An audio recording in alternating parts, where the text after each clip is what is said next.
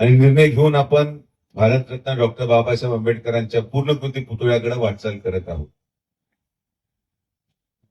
Doctor Babasaheb Ambedkar हे कुठल्या एका व्यक्तीसाठी नव्हतं, कुठल्या एका पक्षासाठी नव्हतं.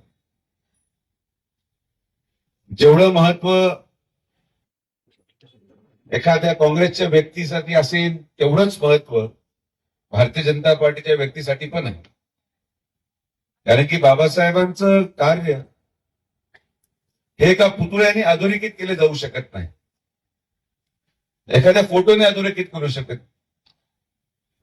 भारतरत्न डॉक्टर बाबासाहेब आंबेडकरांचं कार्य हे आमच्या मनामनामध्ये आहे, आमच्या हृदयामध्ये आहे.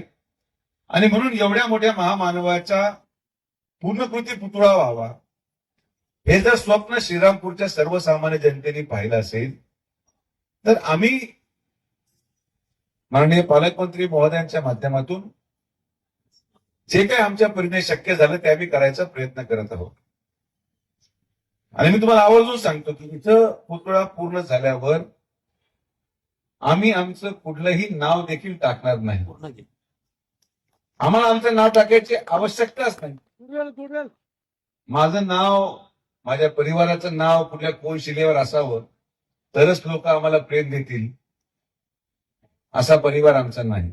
आमचं नाव लोकांच्या मनामध्ये आहे.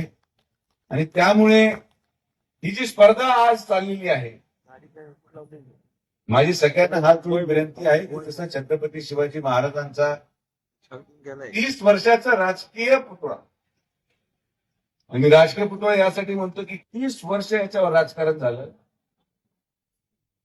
आपण 6 महिन्यामध्ये तो उभा केला. भारतरत्न डॉक्टर बाबासाहेब आंबेडकरांचा पुतळा 30 वर्षापेक्षा अधिक कालावधी राजकारण चाललंय. आणि हे देखील मी तुम्हाला 3 महिन्यामध्ये पूर्ण उभा करून दिला, शब्द सुजयविकेचा. पण यामध्ये कोणी श्रेयवादाची लढाई करू नये. सगळ्यांचंच योगदान आहे. सगळ्या आपल्या समाज बांधवांचं योगदान आहे. आमदार हेमंत ओगले असतील त्यांचंही योगदान आहे, नगराध्यक्ष करण ससाने असतील त्यांचंही योगदान आहे. अजून काय बोललं पाहिजे? थोडं नाव घ्यायचं राहिलं. या परत एकदा बोलतो, हे स्मारक होण्यामध्ये आमदार हेमंत ओगलेंचंही योगदान आहे, नगराध्यक्ष करण ससानेंचं पण योगदान आहे, खासदार भाऊसाहेब वागचौरे साहेबांचं पण योगदान आहे, माजी खासदार सदाशिवराव लोखंडे साहेबांचं पण योगदान आहे. आणि मग शेवट कोणी काही हातभार लावला असेल तर ते आम्ही विखे पाटील परिवाराने लावला. अजून काही याच्या इतकं अजून मी मोठं पण ठेवू शकत. वाटत असं त्यांचं नाव टाकून द्या, माझं टाकून, पण पुतळा होऊ द्या. आणि हे असा भव्य पुतळा राहणार आहे की मी तुम्हाला आवर्जून सांगेल की जेव्हा कधी श्रीरामपूरच्या या पूर्ण पट्ट्यामधून लोक जातील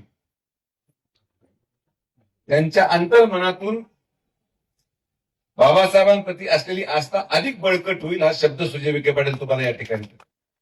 तर माझी हात जोडून विनंती आहे की हे होऊन जाऊ द्या.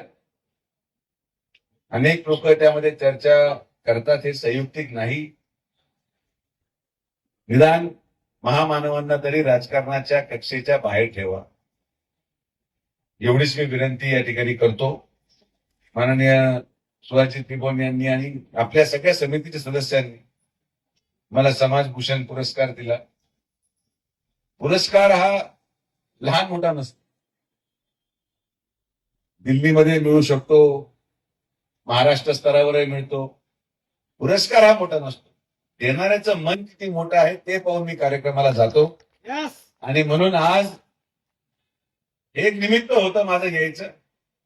मला काय फार पुरस्कार घेण्याची इच्छा होती म्हणून मी आलो, अशातला काही भाग नाही. पण खरंच जो पुढाकार या सगळ्या मंडळींनी घेतला आणि सगळ्यांचा समन्वय करायचा जो प्रयत्न केला त्यासाठी मला आभार मानायला वेळ मिळाला नाही. म्हणून आज मी खरं तर पर्यंत आलेलो आहे.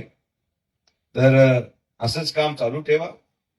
आपलं मन स्वच्छ आहे, आपला उद्देश स्वच्छ आहे आणि उद्देश एकच की हा पुतळा लवकरात लवकर पूर्ण व्हावा आणि भारतरत्न डॉक्टर बाबासाहेब आंबेडकरांच्या कार्याला शोभेल इतकी भव्यता तितकी सुंदरता आपण निश्चित त्या पुतळ्यामध्ये आणायचा प्रयत्न करू.